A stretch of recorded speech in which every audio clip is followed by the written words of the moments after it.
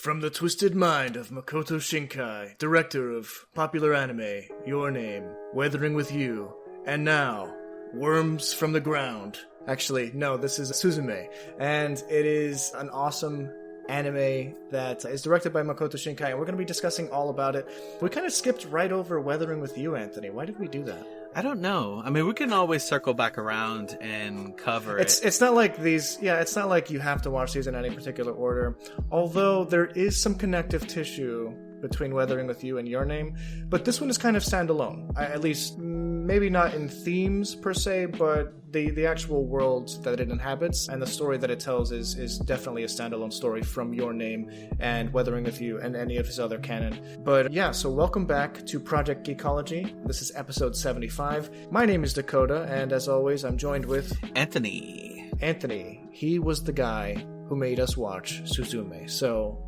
apologies or you're welcome. Hey, if you're a Makoto Shinkai fan, you're gonna like this. It's such a good movie. It's such a good movie. I'm excited to talk about it. I was watching it. It was the second time I've watched it now, because I watched it once in theaters last year when it came out, and I had seen that in English, and I decided to watch it in English again just to, so that I can kind of watch it in the background a little bit, because I had other things I was doing at the time, but I was just sucked in. It is like such a solid movie, and I found some really cool things just like in the background of this movie that tell a different story. Like, it tells a bigger story, and I'm really excited to talk about it. We'll definitely circle back on that. Yes. But anyway, without getting too far ahead of myself, Anthony, what have you been up to this week? And why hasn't it been X-Men 97? Why hasn't it been X-Men 97?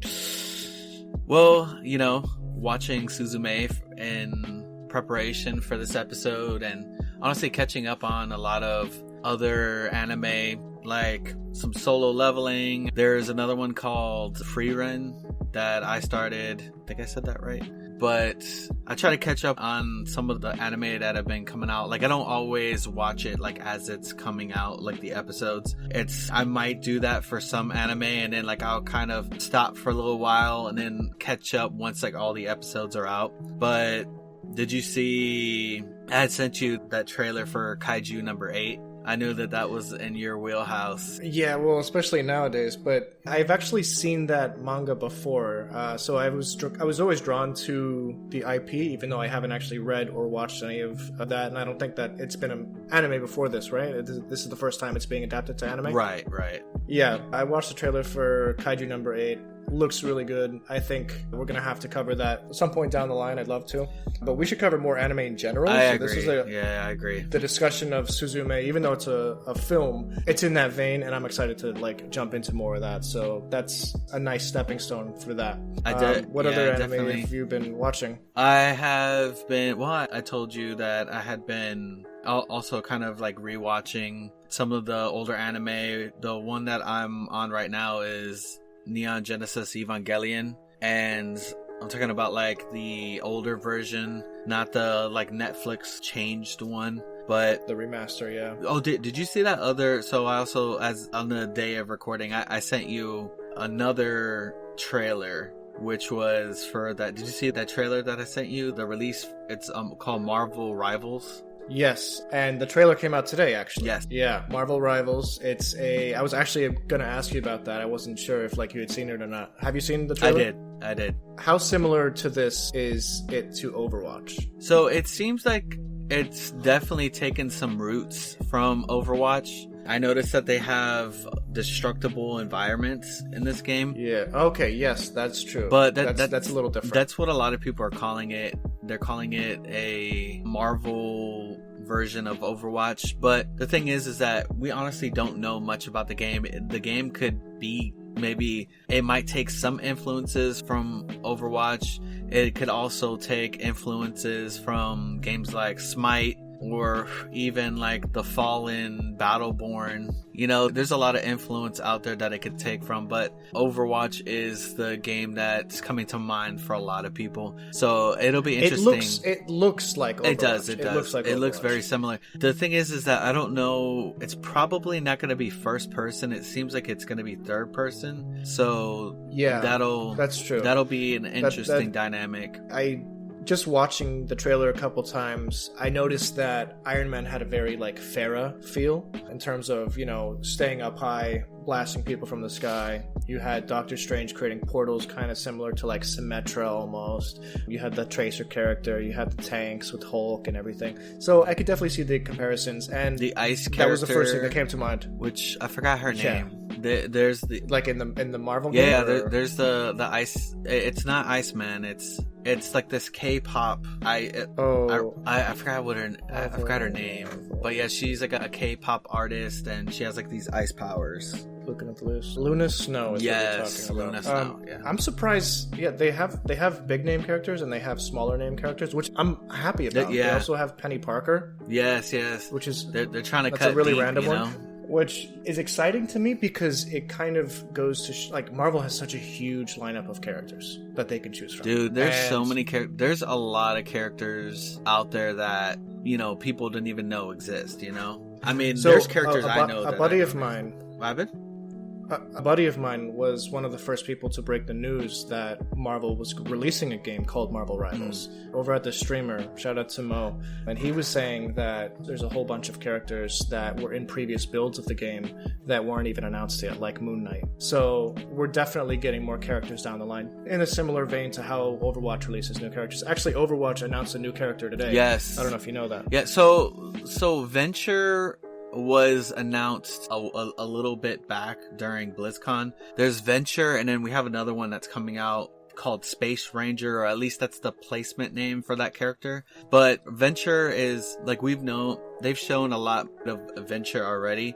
We haven't seen anything about Space Ranger yet, but yes, we got a look at the kit for Venture. This character is going to be interesting because there's a lot of fighting in the sky, but this character brings it underground, you know? And so it's a different dynamic. Right. So I'm wondering how much that's going to shift some of the meta and how this person is going to fit into the mold of Overwatch. I think that there is going to be a trial for that character tomorrow. So I'm going to go and check out character. It almost seems like it'll be kind of like a Sombra type sneak attack type person, you know, like you could probably tell when the Venture character is like creeping up on you because you can see the ground moving underneath you, but for the most part it'll probably be in your peripherals, you know. So that's how I assume the gameplay for other people is going to be. We got to talk a little bit about Overwatch because they had some big news this week.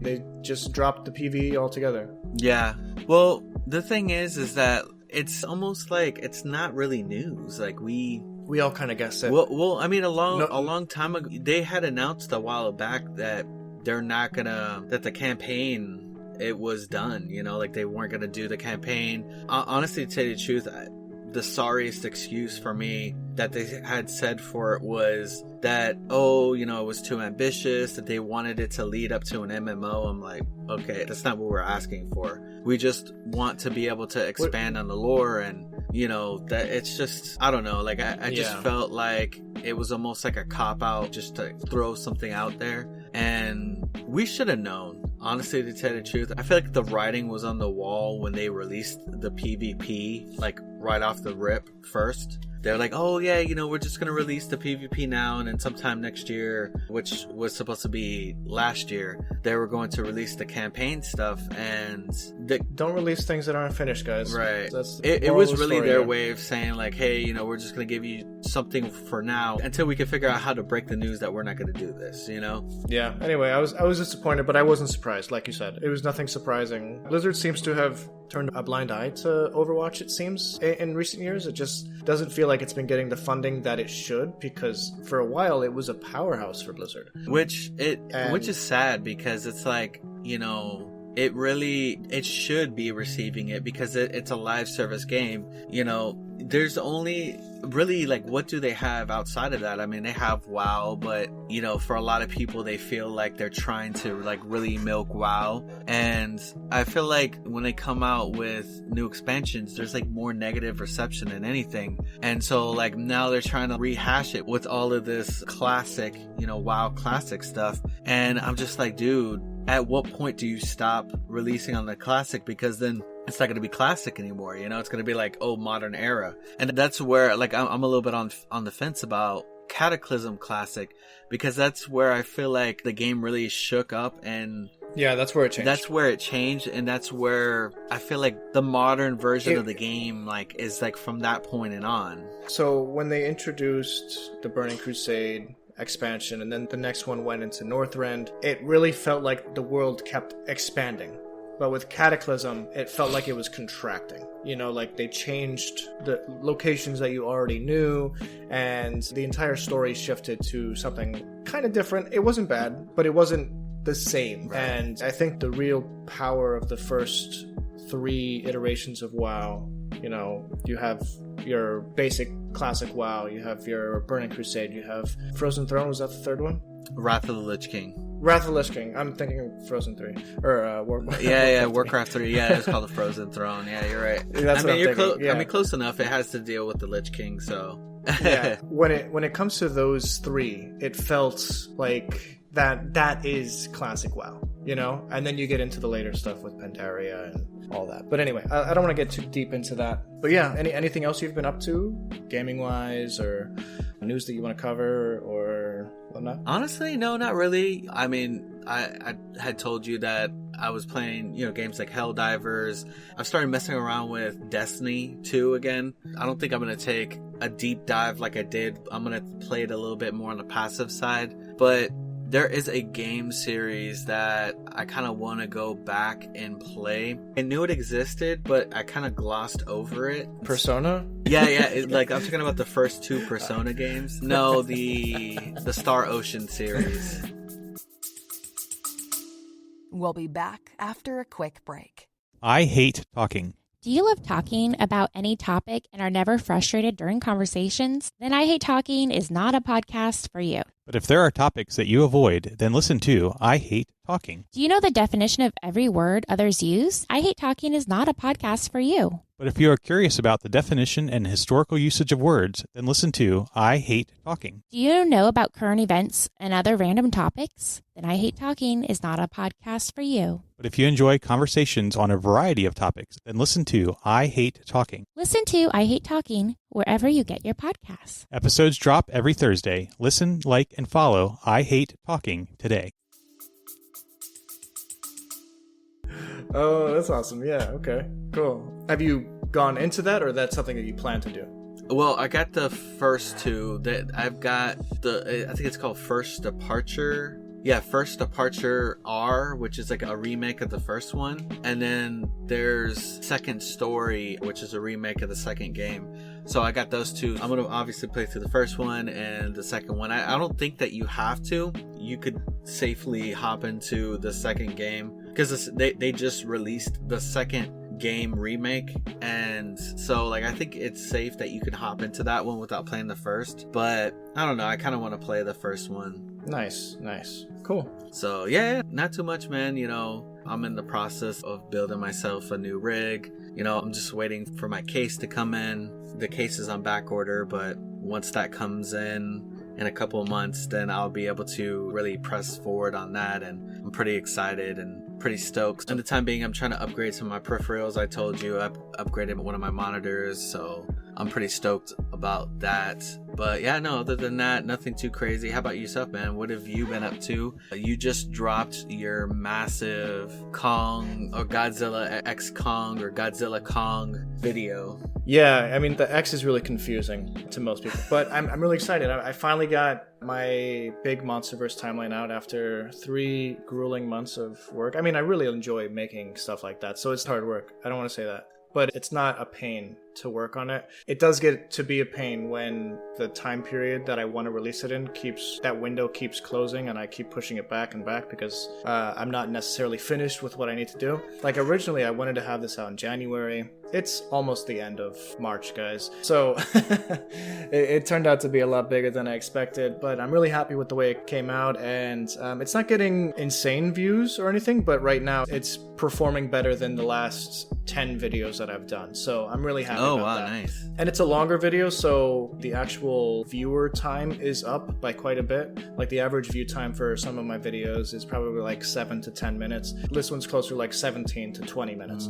And I'm happy about that because that means people are watching more ads are going to play, and you know, I'll get a little kickback. And I don't think it's not going to pay my rent unless something crazy happens and like really decides to push this video. But I guess we'll see. It's not impossible that YouTube would do that like after a couple days, because that's actually what happened with my Avatar timeline video. It kind of like started with like a middling results, and then like after the Avatar movie came out, like after a week of it just like blew up on YouTube. Nice. So hoping something like that happens. Guys, go check it out. It's already in the show notes, so just do it after this. But anyway, now that I've like gotten that out of the way, I can finally like go back to my like normal life of enjoying my regularly scheduled content. Like I told you, I was able to like start, you know, diving back into the One Piece manga. I'm able to watch a couple of shows that I've put off. The one I want to talk about right now is X-Men 97. Ooh. The 3rd episode just dropped, and Anthony, I know you're not going to believe this, but I actually believe that this show is better than the original. Oh, really? Not only is it a faithful legacy sequel, the dialogue, the writing is superior to the original because it's not geared towards, like, it's a direct follow-up to the events of, you know, what happened in the first 5 seasons of the animated series. So do you think that it just grew with the audience? That's kind of what it feels like, even though it feels like nothing's changed. It's evolved. It's like a next step. It's HD now. It's like it looks crispy. Like the artwork is the same. But yeah, I think we were talking about this. Like the artwork looks the same, but it's crispy, you know, it's crisp. It's sharp. It looks really nice. It looks really good. And you got to thank HD for that. We didn't have HD back in the 90s, you know? I am so surprised with the level of quality that they exhibit on this show. 3rd episode blew my mind, dude. It's like a 10 out of 10 animated episode just for anything. I'm really astounded by what they are capable of accomplishing in that medium, and I hope Marvel does more like it, because there's definitely like plenty to mine there, you know? And actually, like Brad Winderbaum, one of the producers in Marvel, was talking about how like this could open up the doors to other like animated universes, kind of like, you know, they had the Spider-Man show, the Fantastic Four, there was an Iron Man show, there was a Silver Surfer show.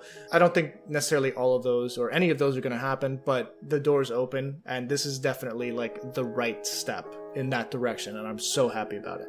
Nice. That's cool. Yeah, I need to hop onto that. I kind of want to rewatch the old one. I don't know if you went back to rewatch it.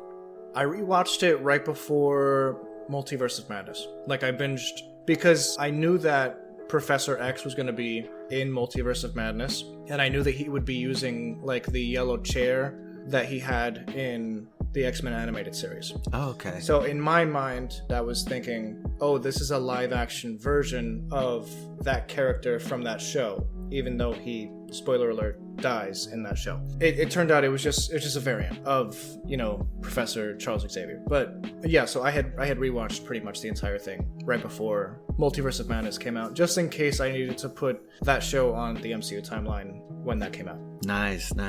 Dedication to the craft. Sounds promising, man. I'm excited. No, it's really good. You definitely got to check it out. Even just to like listen to that theme song again. It's so good. It's classic, man. It is classic. Should we jump into Suzume? Suzume? Let's do it, man. So it was about time that we got some coverage on another Makoto Shinkai movie. Honestly, to tell you the truth, I think I had heard his name, but I don't think I'd really seen his movies until I saw Your Name some years back. And that movie blew me away so much. So when they announced Suzume, I was like, dude. When we covered Your Name on the podcast, was that your introduction to Your Name, or had you seen it prior? No, remember, I hadn't seen it. Oh, so that was first. That was a first for me and for that movie, yeah. But yeah, so when Suzume was announced and I saw that it was a movie by Makoto Shinkai, I was like, yeah, like I need to go and see this movie in theaters. And to me, it didn't disappoint. That's a movie that I would not have wanted to miss in the theaters. That's Yeah, I also saw it in theaters. I also saw Weathering with You in theaters, the pseudo sequel to Your Name. But I have only ever seen Weathering with You once, and this would be the second time I had seen Suzume after seeing it in theaters. But yeah, it was awesome seeing it in theaters I think it's so special when we get anime releases in America, you know? Yes. I mean, Miyazaki films are kind of the exception where they'll play for several weeks, but like Suzume wasn't going to play for several weeks. It was going to play for like a weekend, you know? Like you had to see it or you'd miss it, basically. So yeah, I mean, you saw The Boy and the Heron, right? I did. Yeah, I saw it. We gotta talk about that soon. We actually promised you guys a podcast of Boy and the Heron a couple months back, but like that movie kind of needs to be seen multiple times. I agree. I need to see it to again. Like discuss it. Yeah. I need to see it again before we cover it because there's a lot going on in that movie, and yeah, I'm actually glad that I got to see because there was stuff that I remember from Suzume, but it's also one of those films that you want to see a couple times before you cover it because this one kind of has a lot going on too. Yeah, so we start our movie with just this young girl. She's going to school. She's in high school. Suzume Iwato. And she's driving down a hill and she sees this cute guy who turns out to be a little older than her, who asks her for directions to some ruins. Are there any ruins nearby? And that kind of sets her off on this whole adventure, even though she doesn't even realize it at the time. Like, she doesn't understand like why she's got this bug to follow and check out these ruins for herself. Right, she's drawn to him. She feels like they've met before. Yes, and that kind of turns out to be something that's really important, obviously, in the film. Should we mention, I don't know, we don't have to go like scene by scene. Right, of course. We haven't done that in a while. But I think it's important to mention, like, there's the beautiful introduction of Suzume as a child, like in the beginning of the movie, and she's like wandering through what we now know is the ever after. It's like where dead people go to live on, basically, past their mortal bodies, and it's a place that's timeless. According to certain characters, that like it's past, present, future, it's all happening all at once in the ever after. So we don't really understand what's happening in that opening scene, but it's such a beautiful entrance to the movie because it does harken back to Your Name, especially with the bright purples and blue and deep blues in the skies. That instantly draws you in, like, oh, this is a Makoto Shinkai film. It looks kind of like the comet that fell in Your Name. He loves that color combo. Like, you kind of get that a little bit also in Weathering with You. Yes, for sure. 100%. Yeah. He likes certain color combinations and they look good, and it's kind of become a staple of his. I don't think that he should necessarily continue that for every movie because But how are we going to know it's his movie? I don't know. We'll have to read the cast. We'll have to read what the direct... Dude, really? Are you telling me I have to read the director's name?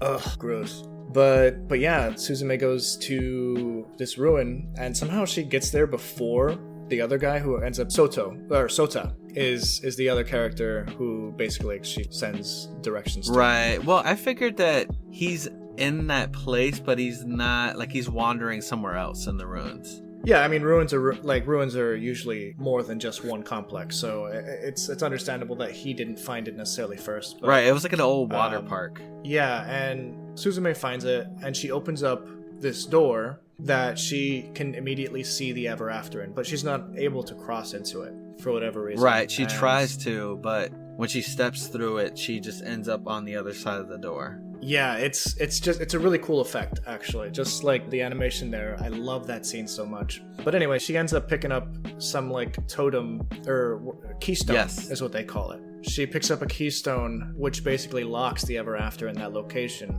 And when she picks it up, she basically she unlocks it, and now she has to go around closing gates throughout the entire movie. Yes, yeah, it's hard to explain. Yeah, it's hard to explain. Really is hard to explain. Like there's these doorways to the ever after that they're usually guarded by the keystone, but since Suzume kind of unleashed the keystone, or like released it from its like hold, the keystone, which is this cat called Daijin, and like he kind of takes off, and so Sota is called a closer, And so his job Yeah. is to go around and close these doors or make sure that they're closed. And because if he doesn't, then these giant, like, billowy cloud things that he calls worms will come out, and nobody else can see them, but they Yeah. kind of cause earthquakes. And that is actually a very, very significant part of this film, the whole earthquake thing. And I mean, it's the theme Yeah. of this film, and you get that especially when you get to the end of the film. But you know, I'll just say that one of the major themes of this film is the 2011 earthquake that caused the tsunami. I was actually that's what I was gonna bring up, because I looked up, because like when at the end of the movie when she finds her notes as a kid and she sees that like day blacked out in her like drawings, she has we know that it's 12 years prior to the present, and on there she has 3/11 written down. I'm like, what the heck happened March 11th, 2010? So when I watched that in the theater, I instantly felt like I knew it. I was like 3/11, March 2011. I was like, dude, like when I had seen it, I was like, I think that was when that earthquake happened in Japan. And sure enough, I looked it up, and Yeah. I was like, oh my gosh. Like I said, dude, this movie is heavily influenced by that earthquake. It's not even just that earthquake. It's also influenced by, like, so remember there's a point where he said that like the worm in Tokyo about 100 years ago came down on the Kanto region. Did it harm any Pokemon? Many Pokemon. No, so he basically said that like on the Kanto region of Japan, like that worm came down on them, and that's like that's like the worst earthquake in Japanese history, like probably close to, so I'm looking at now, casualties 105,000 to 142,000 deaths from that earthquake in September 1st, 1923, which was exactly 100 years before movie, basically. So the idea that these earthquakes are baked in, or that these worms and the ever after is baked into the bedrock of Japan, basically. And, you know, as soon as like a gate opens, everyone gets an alert. You know, everyone gets a seismograph like warning that, you know, earthquakes are about to Right, pop up. and there's just something so eerie about that. Like when you hear it going off. Oh, it's so yeah. I mean, I've seen streams of people in Japan where like they're live streaming whatever, and then all of a sudden like they have that, and they're like, oh, earthquake's about to happen, and then they have to run for cover. You know, like it's crazy. Like it happens often there, and that's why this movie is so interesting and cool, because they use that real world phenomenon Yes. that they all collectively experience and the fear of that warning system to kind of elevate what happens if these closers make a mistake, if they fail to actually close the gate before the worm collapses. So yeah, that I thought that is such a cool concept. It's really genius. There's such deep emotion that's embedded into this film and the other films, because, you know, like he really does have something that he wants to tell that connects to the real world in some way. Like I would say that Weathering With You is pretty much it's a story on climate change, you know? And Yeah, absolutely. And Suzume, or Your Name, it's kind of like star-crossed lovers, but it also has a disaster that is tangled within it. I don't know what disaster that Your Name is connected to, but I know for a fact that Suzume is definitely, I mean, it's cool that you're talking about the earthquake that happened 100 years prior, because I definitely, like, see, I didn't catch that, but I definitely caught the 2011 earthquake. And even the region that she goes to looks very similar. Like towards the end of the film, the region that she goes to looks like that region that was affected by the tsunami. Yeah, so I'm sure we've all seen those videos of like the storm surge like coming in. Yes. And, you know, like the boats just being washed over the roads and stuff. And you actually see there's a pretty striking visual in Suzume of a boat atop a building. And that's what got me thinking, like, what kind of earthquake would bring a boat on top of a building? And then I was like, oh, An earthquake the that one that would brings water. yes, Yeah. that would cause a tsunami. So something off the coast. So it was like the land wasn't exactly directly affected by the earthquake. I think maybe I think it was off the coast. it was off the coast, but I think it did affect the nuclear power plant. I think it caused a crack or something. Oh, that was a crazy thing, because it could have been so much worse. But what made yeah. it really bad was the tsunami. that's what made the situation so much worse. And it caused that whole nuclear meltdown over there. But it's crazy because there's people that are living in that region where they're trying to get people to move back into that area. Like, well, I mean, humans have gotten pretty good at determining what levels of radiation are acceptable and what levels of radiation we can kind of like pass through our body and out.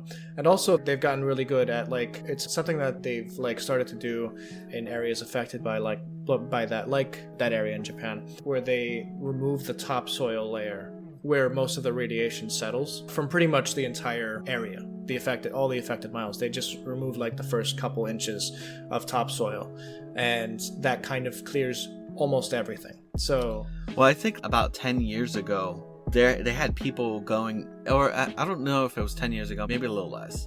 But, you know, there's people who like take tours into that area, and they'll have Geiger counters. Oh, yeah. So Fukushima, the town of Fukushima is actually still pretty heavily radioactive. Fukushima is where the actual nuclear plant basically went into what's it called? It's like a meltdown. Yes. Yeah, it went into nuclear meltdown. Yeah, that's what they call it. But it's crazy because they're trying to get people to move into those areas that are there's still pretty decent high levels of radiation. Yeah. And I'm like, ooh, like, I mean, they don't even have people, like, nobody's going to move in Chernobyl. And Chernobyl, like, Chernobyl was much worse. Chernobyl was much worse. Well, yeah, Chernobyl was much worse, but like this one, it was more recent. But if it wasn't as worse as Chernobyl, it was kind of getting there, because remember, we had the tsunami, and that carried a lot of. You had some radioactive seawater going on, you know. Yeah, because I watched oh my gosh, dude, I remember there was some show. And it was essentially like, because I've seen that show, Chernobyl, which fantastic show. Dude, we should cover that because that's such a good show.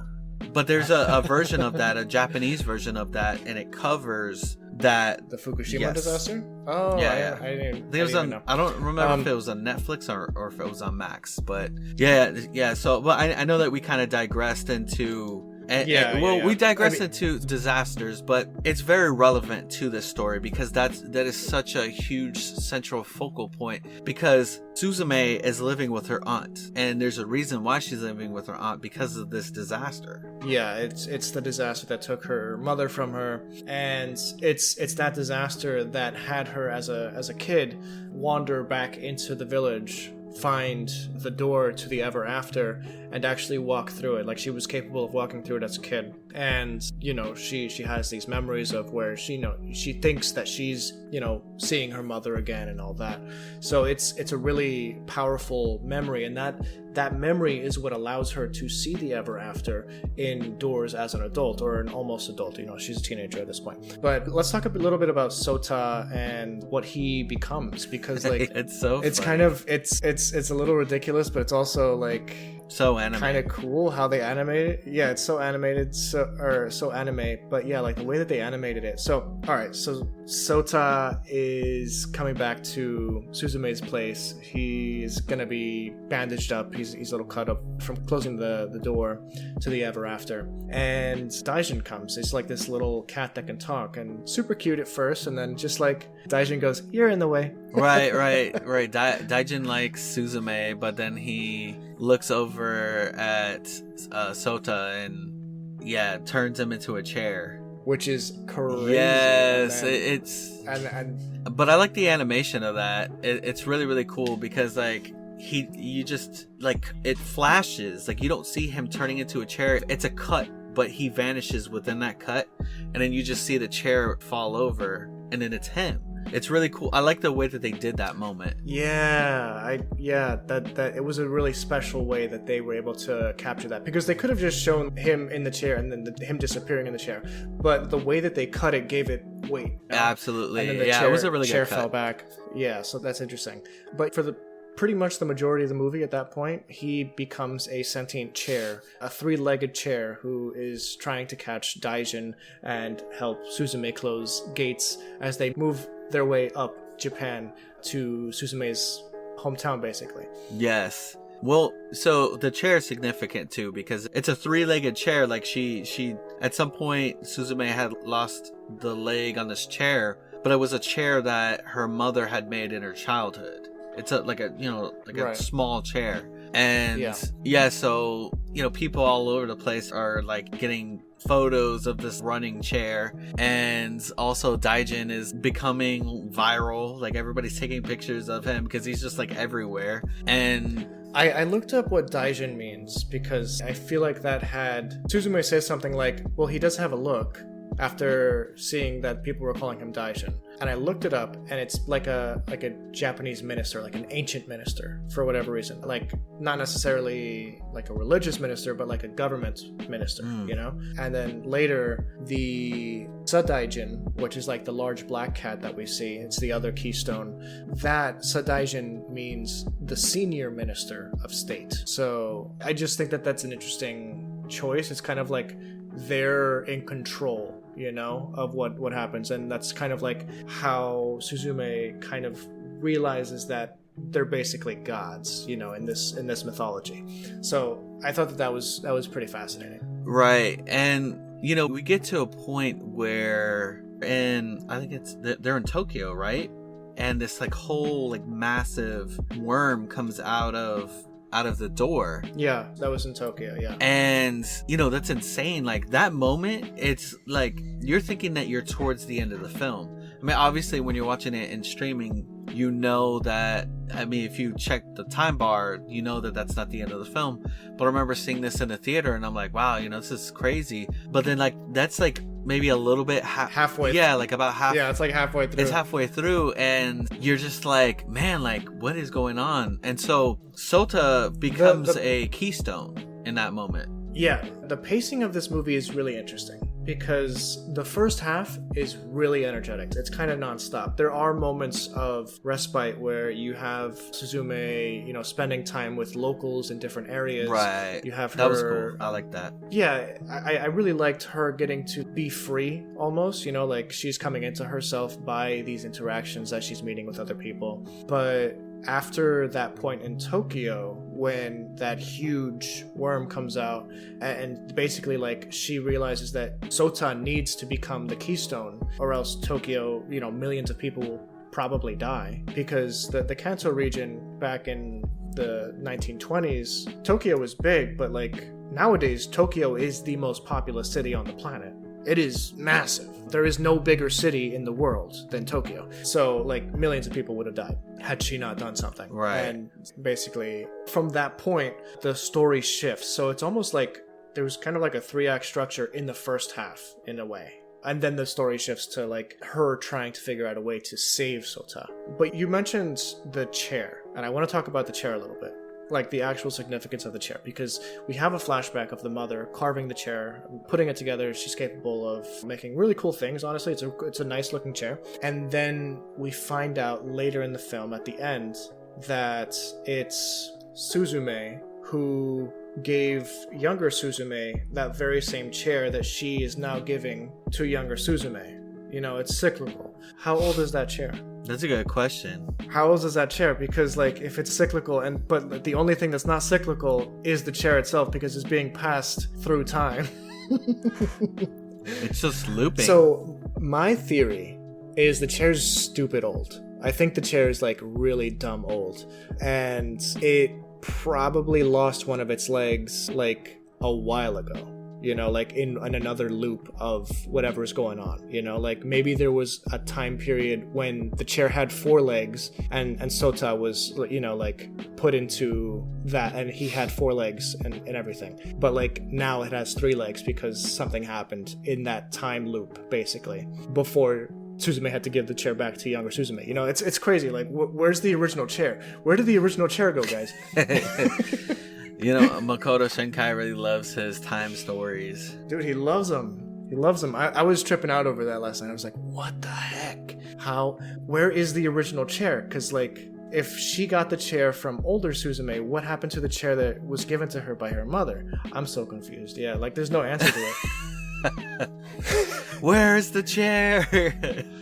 We're gonna start a thread on Twitter. Hashtag where's the original chair? Dude, that's gonna be when this podcast episode releases, that's gonna be one of the hashtags. Where is the original chair? We're gonna see that and be like, what are you talking about? Nobody, only I'm sure like a couple people have thought the same thing, but like I'm sure most people watching this did not like think about it that thoroughly. But yeah, it's such a good movie. I love every second of it. I really like the side characters that they introduce that help Suzume and Sota along the way. Oh, you're talking about the girl with the oranges and the mom with the two kids that she like ends up babysitting, and the friend of Sota, and then you get her aunt too, and the aunt as well. Yeah, like all these characters actively want Suzume and Sota to succeed in whatever their plight is. They don't even know what's going on. Right, seriously. You know? Like it's so funny because they're like, you know, I don't know what it is, but I feel like what you're doing is important. Yeah, and it's kind of funny. Like that is a feeling you might get sometimes. You know, like this person's probably doing something kind of important. You know, like I feel like every now and then you get that notion from someone. So I can appreciate that. And then, but that is also kind of a trait for Shinkai films. You know, like that's a big part of Your Name. There are several characters in Your Name that help the main, you know, like Taki and oh my gosh, I forget the girl's name. But anyway, the two main characters of I forget that. Anyway, I've seen Your Name so many times, I can't believe I forgot the the girl's name. But anyway, there's so many characters that help them along the way, even though they don't understand why they're helping them or what their end goal is, or you know, if you know, this girl doesn't exist anymore because that's from a time period long ago or whatever. Stuff like that kind of is a staple of Shinkai's work at this point. I forget how much of that there is in, but I know that both of those characters, I don't want to spoil Weathering With You, but anyway, similar stuff happens in Weathering With You with that.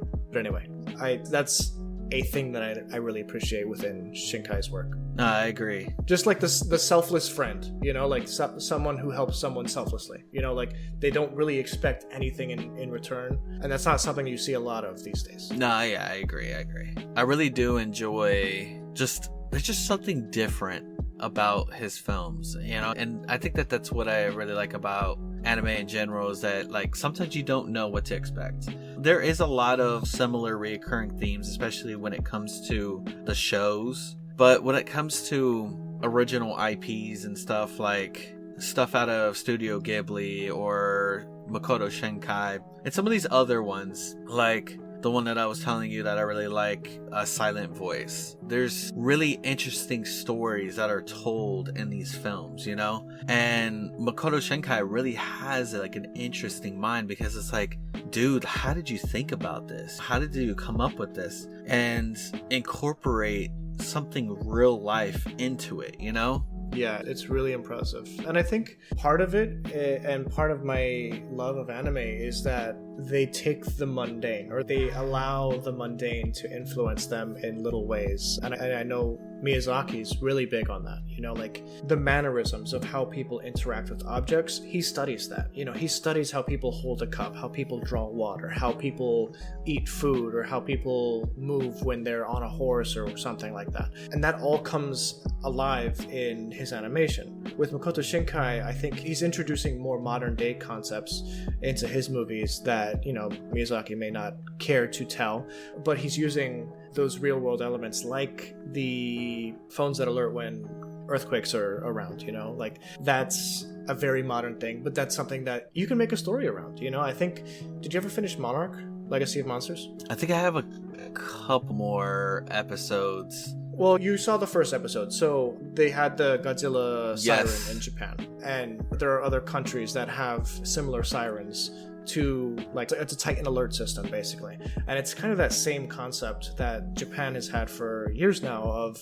you know, like they have actually alerts not only for earthquakes, but they also have it for like nuclear arms that have been released. Like there was one where I might be thinking about Hawaii. Anyway, I don't know. But anyway, that idea of being an alert system that immediately tells the entire populace is something that is kind of very Japanese, because we don't really have that in the States. Yeah, you know? we don't. if something happens, we're left to our own devices. I'll have to feel the earthquake, or I have to, learn about it on Twitter later. Seriously. Like, oh, the building's shaking. Like, there's no alert system. Like, what are y'all doing? I mean, especially like in California. Like, why? Like, why not? What's funny about California is that, like, because I lived there for a couple of years, I only felt 2 earthquakes while I was there. One was really minor, like early in the morning. I decided to get up early for school and play a little while before I left. I was a little nerd back then.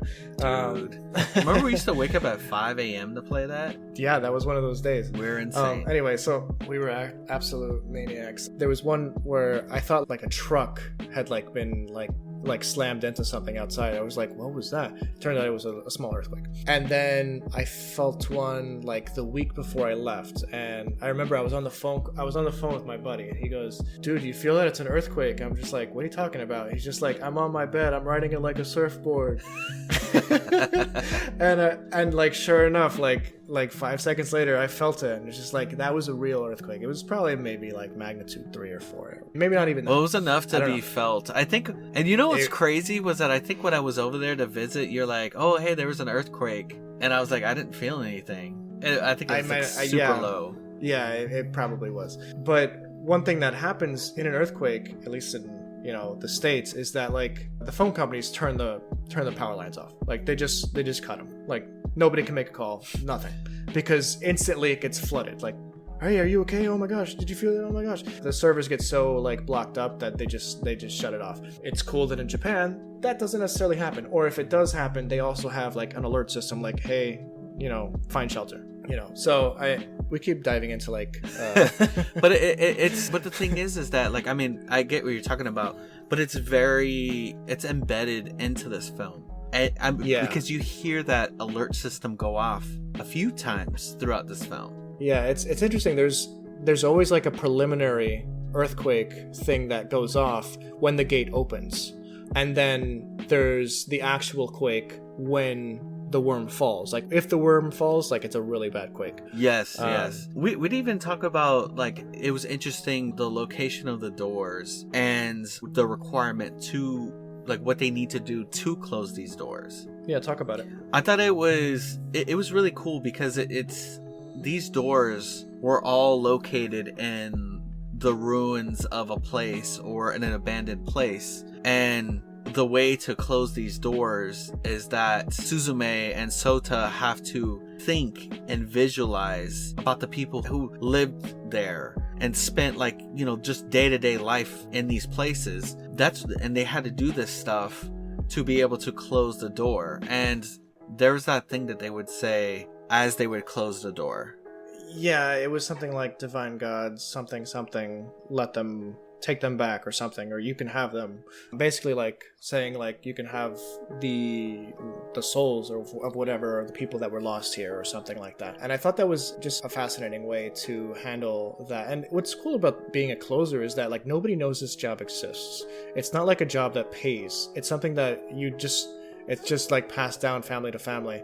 So like Sota, he wants to be a school teacher. He wants like to have a normal life, but he's also kind of in this family lineage of, like, well, my grandfather was a vampire hunter, so now I have to be a vampire hunter. It's kind of like that, Right, but it's an ancestral thing, but a worm slayer. It's crazy. Yeah, that first door was in the ruins of that water park, and then you have that other one that is in like an abandoned school, and there was that one that was one. There was that in the amusement park. That door, but the door was in one of the cars of the Ferris wheel, and so, like, it was fascinating. Suzume is in it, and it's going up, and so I'm like, dude, this is crazy, and she steps in, and she kind of gets like mesmerized because she's in the ever after. Like, she sees basically like what she remembered seeing in the ever after, and she's kind of like entranced by it. She walks into the carriage or the car that has the door that's bringing all this worm out, and for whatever reason the power comes back on, and I have a feeling it was just kind of like the energy that was being released, brought the amusement park back to life temporarily, because there's no reason otherwise why the power would still even be like operational. Yeah, Like, yeah. it should be cut off from the source. But yeah, I thought that was such a cool just visual, dude. That scene is worth the entire price of admission. It really is. And then that's where you probably get the best like animation of the chair itself as it's running up and down like the roller coaster arms chasing yes. Daijin and everything. Dude, it's so good. So good. Let's talk a little bit about Daijin before we close out. He's a character that like you're terrified of because it's freaky, but also like you feel bad for because it's something that clearly wants to be accepted. You know, like the first thing it says to Suzume is that like something like I love Suzume or Suzume loves me or something like that. Yeah, and later on down the line, after the events transpire in Tokyo where Sota has to become the new Keystone, she grabs Daijin and she's, you know, like Daijin's like, Suzume, no, it hurts. And I feel so bad for it because like clearly it doesn't want, you know, Suzume to hate her, but like Suzume hates her. Yeah. Or him. I don't know if it's a him or her yet. Yeah, so solid. And that scene's hard to watch as a pet owner. You know, I have a cat. As a cat owner. It's as a cat owner, as an animal lover, you know, like seeing animals like dejected like that, oh, it hurts. And like the way that it kind of like shrivels up, like without the love of Suzume, it killed me. Right, it gets like smaller. Yeah, it shrinks back to like before Suzume fed her, basically. Like, remember the Showed first that time they see affection, Daijin, yeah. she's like, yeah. So let's talk a little bit about Daijin also. Like, it's the other Keystone cat that like pops up when the aunt is traveling with them to go to Suzume's hometown, and there's that really creepy scene where like she basically like regurgitates the darkest thoughts that she's ever had towards Suzume, and in a really cruel way. Right, It's like basically, intrusive she's- thoughts were pretty much coming out. Yeah. The thoughts you never want to actually like she expressed. And it's basically like she was being influenced by this spirit, basically. And it's a really creepy scene, but she kind of regains her consciousness and realizes what she said, and she freaks out. You know, imagine like saying something like so terrible to someone you love and then realizing like, oh, I wasn't in my, you know, like right mind. Why would I ever say something like that? Right. But Yeah, it was almost like when you are like in a deep emotional, like kind of upset state, and you just say stuff to her. Right. Yeah. I saw your Daijin walking around in the background. My gato, my male gato, my very Your male keystone. Umbra. He's got a couple keystones, that's for sure. Let's close this up. I really like the relationship that the aunt and Suzume have with each other, and I want to just comment on the fact that she admitted like, yeah, these are real thoughts, you know, like I've thought that on occasion, but more often than not I've thought about other things, you know, like how happy I am to have you in my life and all that. Super positive message, and I love that about the film. Right. And then in the end, Suzume saves Sota from the life of being a keystone and a chair. With the power of love. Suzume earns the power of love. Guys, go check this movie out if you haven't already. Suzume is incredible. It's streaming on Crunchyroll, and it is one of the best anime movies that have come out in the past couple years. Definitely check it out. Absolutely, I agree. You guys can check us out on our socials in the show notes down below. You can follow us on Pig Ecology at Twitter and Project Ecology at Instagram. Or you can follow our individual handles, whatever. It's going to be linked down there. Thanks so much for listening to us for our 75th episode. Anthony, I don't think we've decided what we're doing next week. What are we doing? We want to do Lilo and Stitch? I haven't seen Lilo and Stitch in a long time. That would be an interesting movie to go back to. You down? Yeah, I'm down. Let's do it. Guys, next week we're doing Lilo and Stitch. You heard it here first. Your boys are going back to our childhood. Yes, we are. All right, guys. Thank you so much. Don't be a chair. Bye. Adios.